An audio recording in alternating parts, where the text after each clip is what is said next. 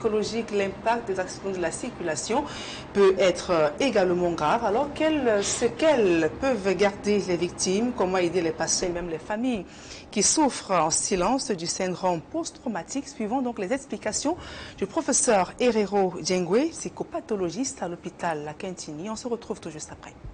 Les victimes qui ont la chance de se retrouver dans les formations sanitaires, la prise en charge immédiate et médico-chirurgicale, l'objectif ici est de maintenir la personne en vie et ça peut obliger quelquefois à engager des amputations juste pour préserver la vie de la personne. Théoriquement, on devrait requérir le consentement éclairé, la vie, n'est-ce pas, de cette personne pour qu'elle donne le OK afin que le membre soit amputé.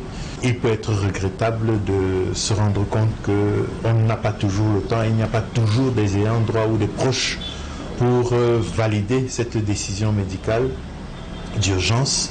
Et la personne va être dans le coma et sortant de là, elle va découvrir que son corps n'est plus le corps qu'elle avait avant ce voyage. Et le constat et la découverte de cette modification irréversible du corps psychologiquement va être un facteur de traumatisme qui peut être très sévère. Ça peut être à l'origine de productions psychopathologiques très graves comme des hallucinations, des discours délirants ou des réactions agressives ou violentes. Et dans la phase aiguë, c'est normal parce que c'est un double choc. Parfois la personne n'a même pas conscience de l'accident lui-même. Peut-être qu'elle était endormie au moment de l'accident et donc au réveil elle découvre ceci. Donc le cerveau n'a pas la capacité d'intégrer toutes ces informations et donc de permettre un fonctionnement plus ou moins fluide à la personne. Il est donc question sur le plan de la santé mentale d'aider la personne à prendre acte de ce fait-là et donc de faciliter la digestion mentale de quelque chose qui est indigeste et insoutenable.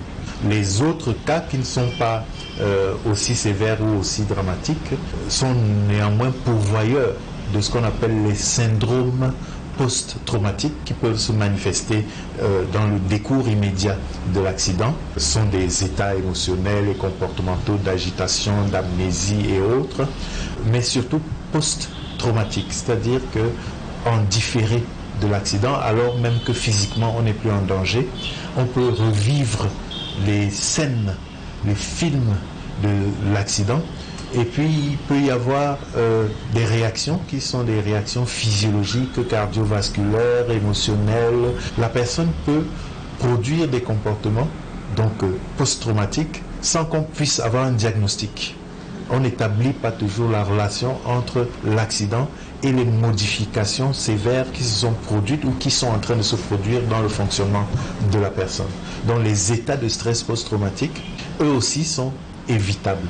C'est pour ça donc que même pour ces cas-là qui semblent légers et qui ont fait l'objet d'une prise en charge rapide, sans hospitalisation même du patient, il est indiqué qu'une intervention psychologique immédiate aide à désamorcer, désactiver, dépoussiérer, pour prendre cette métaphore, le cerveau par rapport à ce qui a pu s'imprimer pendant l'accident et donc nettoyer le cerveau rapidement, ça va aider à ce que la personne reprenne un fonctionnement à peu près adapté tout en gardant le souvenir de l'accident, mais ce souvenir ne sera pas traumatique. Il n'aura pas pour effet, par exemple, d'entraîner des comportements d'évitement. Par exemple, se rappeler que sur cette route, j'ai failli mourir et donc plus jamais je ne prendrai cette route. Ou bien que dans cette agence, j'ai failli perdre de la vie, donc plus jamais je n'emprunterai un véhicule de cette agence.